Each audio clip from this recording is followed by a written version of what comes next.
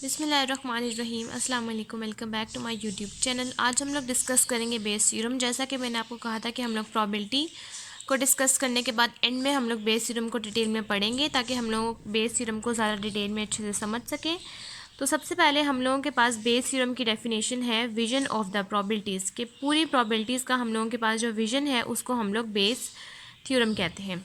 अगर आपको कहा जाए कि आपने इसकी स्टेटमेंट और प्रूफ दोनों बताना है तो आप लोग इसी तरह से लिखेंगे जैसा कि मैंने आपको डिफ़ाइन किया हुआ है। और अगर आपको कहा जाए कि सिर्फ आपने इसका प्रूफ बताना है तो आप सिर्फ सिंपल प्रूफ लिखेंगे। सबसे पहले अगर आपको कहा जाए कि आपने इसकी स्टेटमेंट भी मेंशन करनी है तो आप लोग बिल्कुल इस तरह से लिखेंगे, if events A1 A2 so on to AK from a partition of sample space that is the event AI।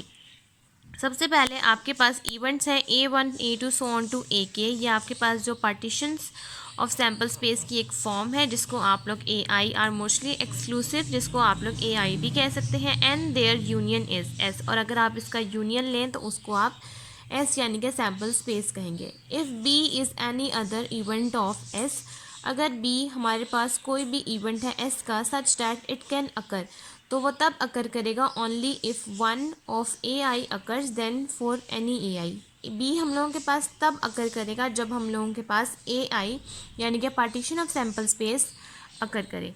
जब आप लोग ये डेफिनेशन यहाँ तक इसकी स्टेटमेंट लिख देंगे तो आप साथ में ये डायग्राम बनाएंगे। दो डायग्राम्स आपकी बनेंगी। एक वाली डायग्राम्स ये यहाँ तक है। जब आप सिर्फ S तक डिफाइन करेंगे तो आप S के बाद ये वाले डायग्राम बनाएंगे जिसमें आप A1 A2 so on A3, जिसके बाद A4 A5 so on to AK तक आप सैम्पल्स इस तरह से बना लेंगे। और बाहर आप लोगों के पास आता है सैम्पल स्पेस, तो यानी कि S आप लोगों के पास इक्वल है A1 A2 so on to AK।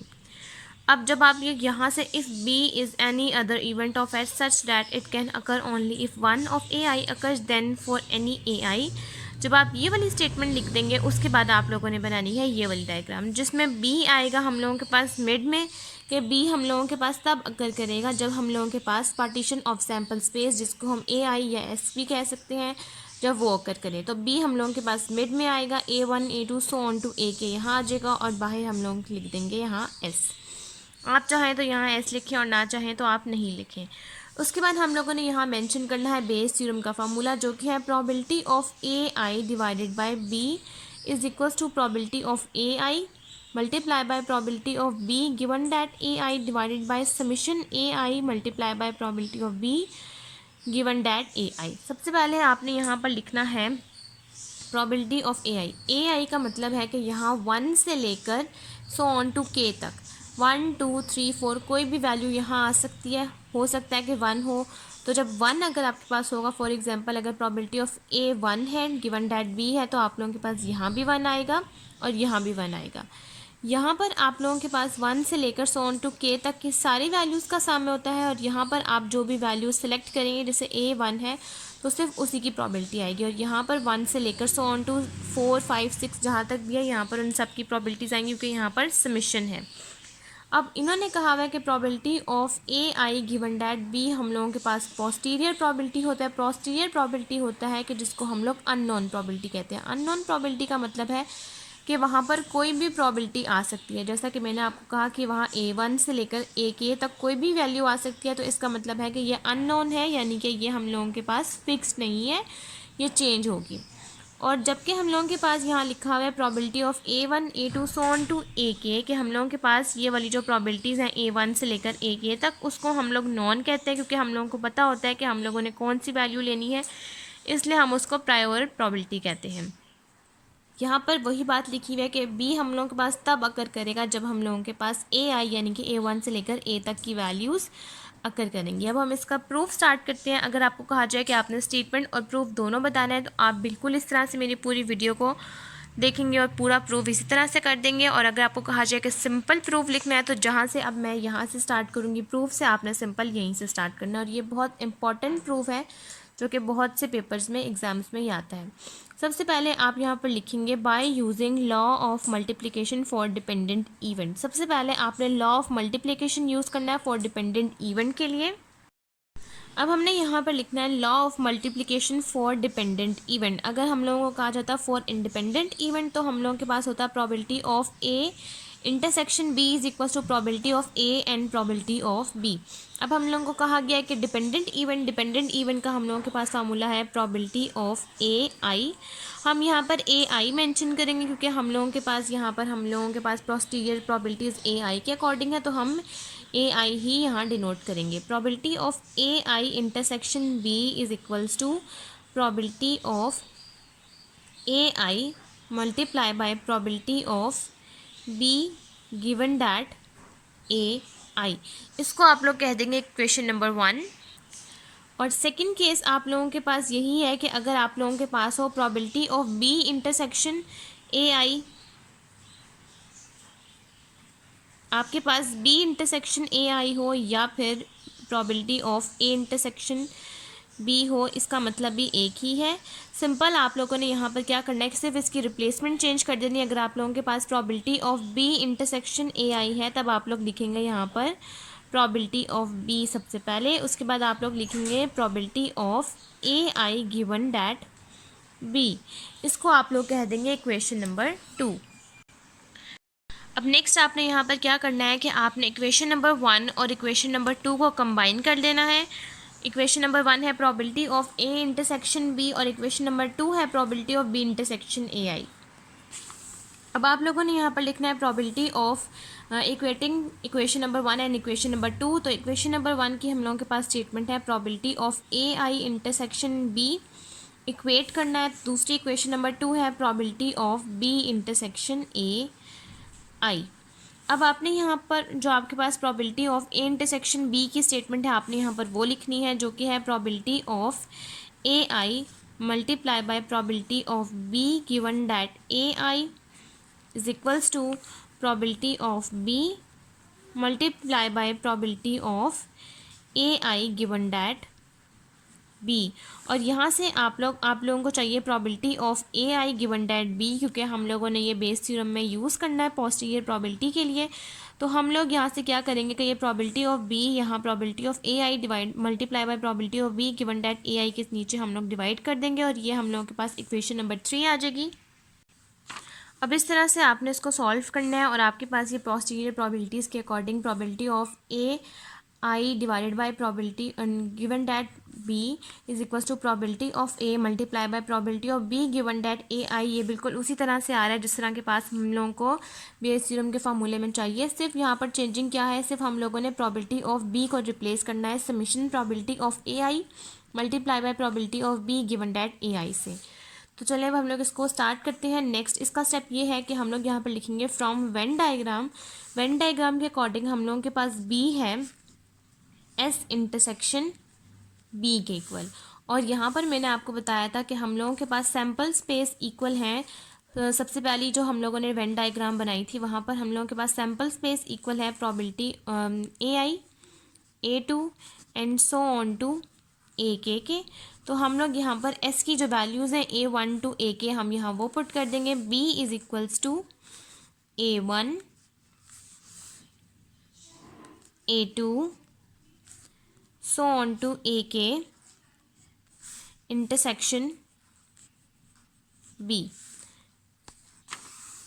अब आप लोग इसको लिख लेंगे B इज इक्वल्स टू, ये कोमा ख़त्म कर देंगे, इसको आप लोग लिख देंगे यूनियन की फॉर्म में क्योंकि ये आपस में सारी वैल्यूज़ ऐड हो रही हैं। तो आप लोग लिखेंगे A1 union A2 union so on to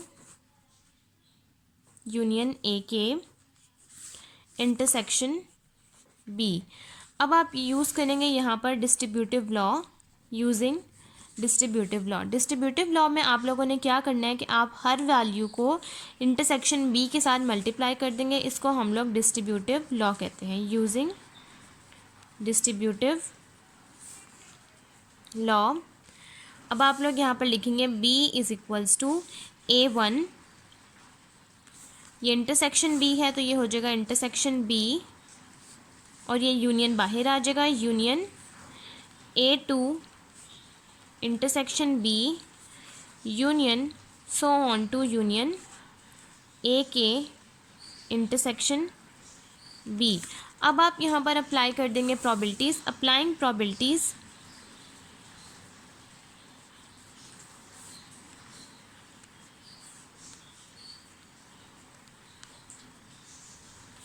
on both sides. अब आप लोग दोनों साइड्स के ऊपर प्रोबेबिलिटीज़ अप्लाई कर देंगे।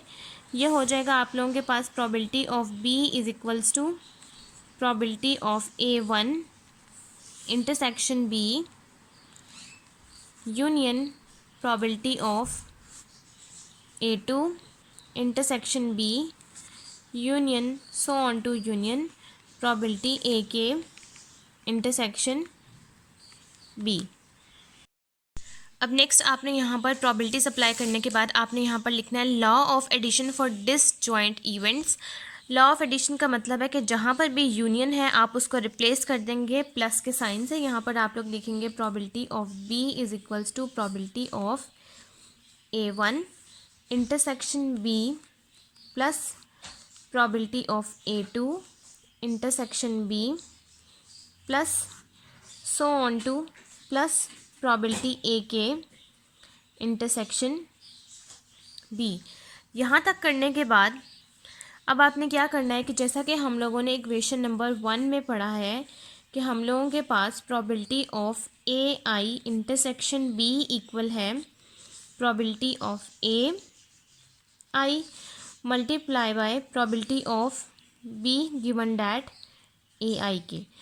तो ए आई का मतलब है कि अगर आपके पास यहाँ पर 1 होगा तो आप लोग यहाँ पर A1 लिखेंगे और यहाँ पर भी A1 लिखेंगे। अगर आपके पास यहाँ पर 2 होगा तो आप लोग यहाँ पर 2 लिखेंगे, यहाँ पर भी 2, यहाँ पर भी 2।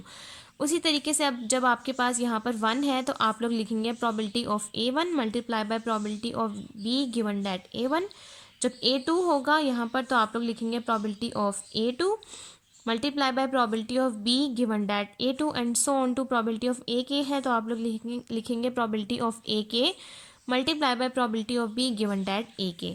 आप लोग यहाँ पर लिखेंगे probability of B is equals to probability of A1 multiply by probability of B given that A1 plus probability of A2 multiply by probability of B given that A2 plus so on to probability of AK multiply by probability B given that AK।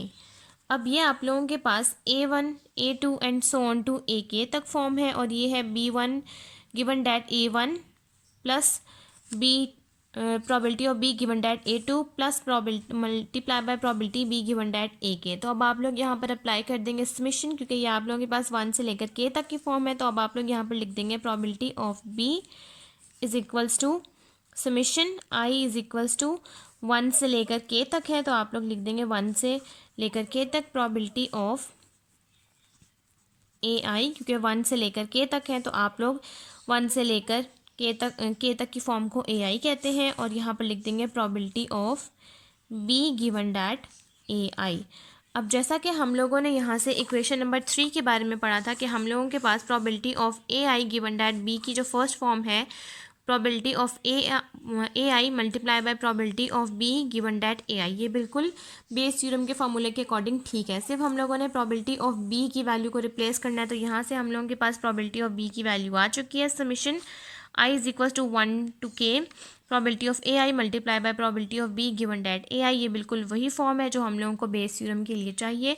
तो ये हम लोगों के पास यहाँ तक proof complete हो गया। Simple आपने क्या करना है कि अब B की वैल्यू को यहाँ पर पुट कर देना है इक्वेशन नंबर 3 की इस वैल्यू के साथ और आपके पास probability of AI given that B यानी कि बेस थ्योरम का आंसर आ जाएगा। नेक्स्ट अब आपने यहाँ पर नेक्स्ट स्टेप क्या लिखना है कि पुट बी वैल्यू के प्रोबेबिलिटी ऑफ बी की जो वैल्यू है वो आपने इक्वेशन नंबर 3 में पुट करनी है, यानी कि डिनोमिनेटर में, जो कि हम लोगों के पास है summation I is equal to 1 to K probability of AI multiply by probability of B given that AI। जब ये आप वैल्यू पुट करेंगे और आपके पास बेस थ्योरम का जो फॉर्मूला है probability of AI given that B का आपके पास ये प्रूफ कंप्लीट हो जाएगा। आप यहाँ पर लिखेंगे which completes the proof in Bayes theorem. जब हम बेस थ्योरम की बात करेंगे ओरिजिनल प्रोबेबिलिटीज़ जिसको हम प्रोबेबिलिटी ऑफ AI कहते हैं ये वाली आर नॉन, ये हम लोगों के पास नॉन होती है क्योंकि हम लोगों को पता होता है कि हमने सिर्फ 1 से लेकर K तक की वैल्यूज़ को पुट करना है, जिसको हम लोग प्रायोर प्रोबेबिलिटीज़ भी कहते हैं, एंड कंडीशनल प्रोबेबिलिटीज़ जो कि है probability of AI given that B जिसको हम लोग प्रोसीजर प्रोबेबिलिटीज़ कहते हैं, क्योंकि हम लोगों के पास जो प्रोबेबिलिटीज़ होती हैं वो रिवाइज होती हैं after using some additional information. जब हम किसी भी एडिशनल इन्फॉर्मेशन को ऐड करते हैं, अप्लाई करते हैं, तो हम लोगों के पास प्रोबेबिलिटीज़ डिवाइज्ड होती हैं, इसलिए हम लोग इसको पोस्टीरियर प्रोबेबिलिटीज़ यानी कि अननोन प्रोबेबिलिटीज़ भी कहते हैं। यहाँ तक आप लोगों के पास बेस थ्योरम कंप्लीट हो गया है और हम लोगों की आज की वीडियो भी यहीं तक कंप्लीट होती है। अगर आपको मेरी आज की वीडियो अच्छी लगे तो मेरी वीडियो को लाइक करें, शेयर करें, मेरे चैनल को सब्सक्राइब करें और साथ में बने बेल आइकन को भी प्रेस करें ताकि आपको मेरी आने वाली वीडियोज़ की नोटिफिकेशन सबसे पहले मिलती रहे। आज की वीडियो के लिए थैंक यू। अल्लाह हाफिज़।